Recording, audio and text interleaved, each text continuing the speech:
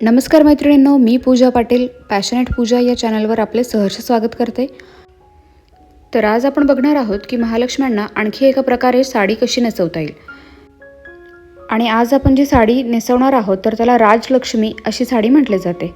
तर सर्वात आधी तुम्ही बघताय की मी साडी नेसवण्याच्या आधी जे आपले मॅचिंग ब्लाउज आहे ते महालक्ष्म्यांच्या धडाच्या भागाला फिटिंग करून घेत आहे। तर या ठिकाणी ब्लाउज फिटिंग करण्यासाठी मी सेफ्टी पिनांचा वापर केलेला आहे।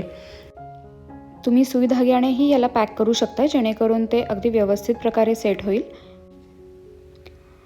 तर अशा प्रकारे आपल्या ब्लाउजची फिटिंग पूर्ण झालेली आहे आणि आता आपण वळू साडीकडे। तर सगळ्यात आधी नेहमीप्रमाणे साडीचा पदर आपल्याला सर्वात आधी करून ठेवायचा आहे। साडीचा पदर करण्यासाठी सगळ्यात आधी आपण व्यवस्थितरित्या मिऱ्या घेतलेल्या आहे। पदराच्या मिऱ्या करताना आपल्याला जी पदराची साईज आहे, मिऱ्यांची साईज आहे तर ती थोडी छोटी घ्यायची आहे किंवा तुम्ही तुमच्या महालक्ष्म्यांचं जे गडवंची किंवा कोथळा असेल किंवा धडाचा आकार असेल त्याप्रमाणेही ती ठेवू शकता। अशा प्रकारे मिऱ्या करून झाल्यानंतर 3 सेफ्टी पिनांचा वापर आपण इथे करणार आहोत।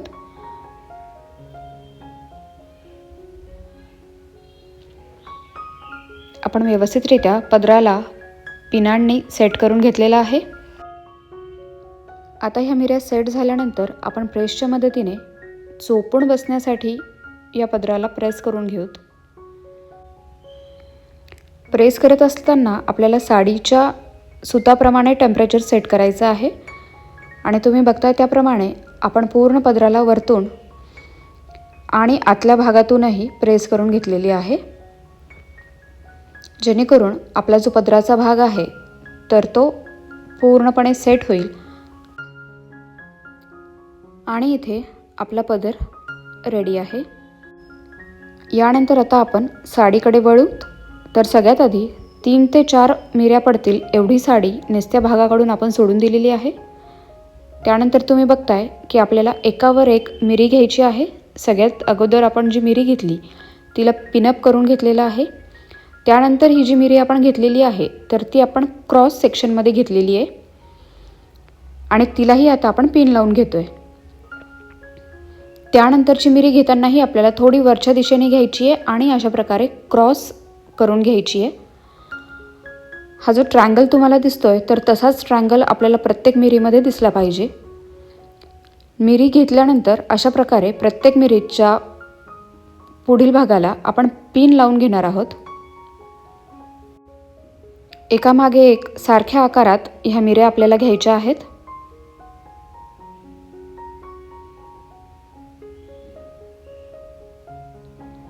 आणि प्रत्येक मिरीला अशा प्रकारे पिनअपही करायचे आहे।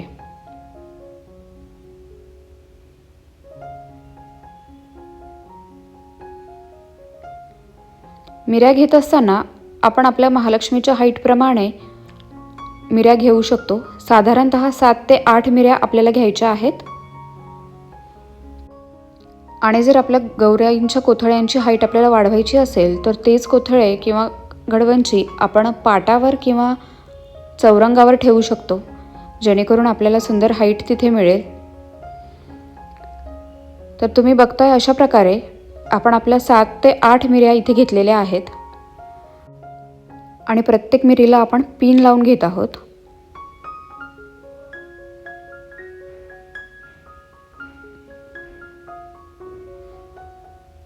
तर या ठिकाणी ही शेवटची मिरी देखील आपण घेतलेली आहे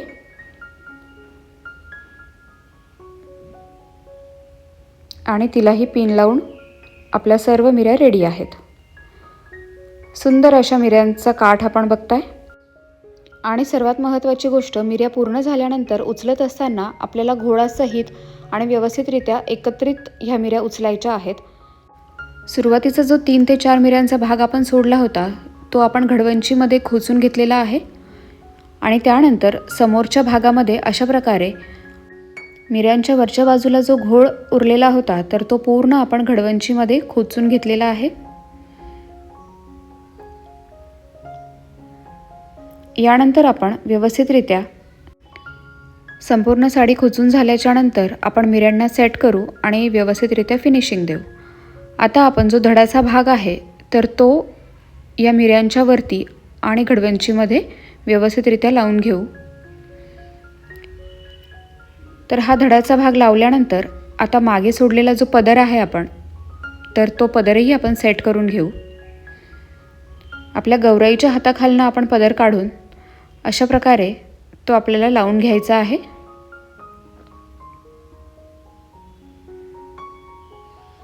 आणि पदर लावल्यानंतर आपल्याला पदराचा काठ समोर मिळेल, तर तो आपल्याला मिऱ्यांच्या खाली पिनअप करून घ्यायचा आहे. यानंतर आपल्या पदराला जी लावलेली पिन समोर आहे ती काढून घेतली आपण आणि समोरच्या पदराच्याही मिऱ्या आपण सेट करत आहोत. पदर सेट करत असताना जो पदराचा काठ आहे तर तो अशा प्रकारे आपल्याला पुढे घ्यायचा आहे. बराचसा काठ इथे पुढे आपल्याला येणार आहे आणि हा पूर्ण काठ व्यवस्थितरित्या खालपर्यंत घेऊन आपल्याला पिनेने पॅक करायचा आहे.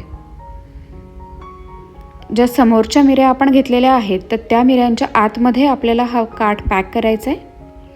आणि आता आपण मिऱ्यांकडे वळू तर तुम्ही बघू शकताय की ज्या पिना आपण लावल्या होत्या त्या आता आपण काढून तीच मिरी दुसऱ्या बाजूने फोल्ड करून पुन्हा तीच पिन तिथे आपण लावणार आहोत. तर अशा प्रकारे प्रत्येक मिरीची पिन आपण काढून घेऊ, मिरीला फोल्ड करू, एकाखाली एक व्यवस्थितरित्या सेट करून तीच पिन आपण तिथे पुन्हा पॅक करत आहोत.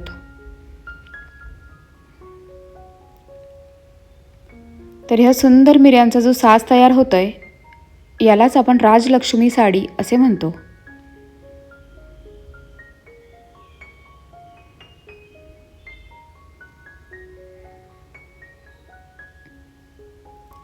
घालायला सोपी आणि झटपट होणारी आकर्षक अशी ही साडीची पद्धत आहे.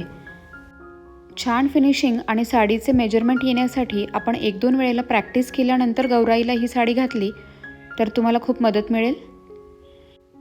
आणि इथे एकाखाली एक अशा छानपैकी मिऱ्या आपण सेट केलेल्या आहेत.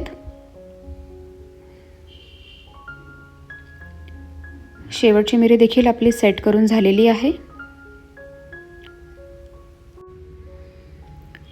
तर अगदी 5 मिनिटामध्ये आपण साडी आपल्या गौराईला नेसवलेली आहे. व्हिडिओ आवडला असल्यास तुम्ही नक्कीच आपल्या मैत्रिणींसोबत आणि नातेवाईकांसोबत शेअर करू शकता. तर ही साडी आपल्याला कशी वाटली हे कमेंटमध्ये मला नक्की कळवा आणि व्हिडिओला लाईक करून चॅनलला सबस्क्राईब करायला विसरू नका. व्हिडिओ पूर्ण पाहण्यासाठी खूप खूप धन्यवाद.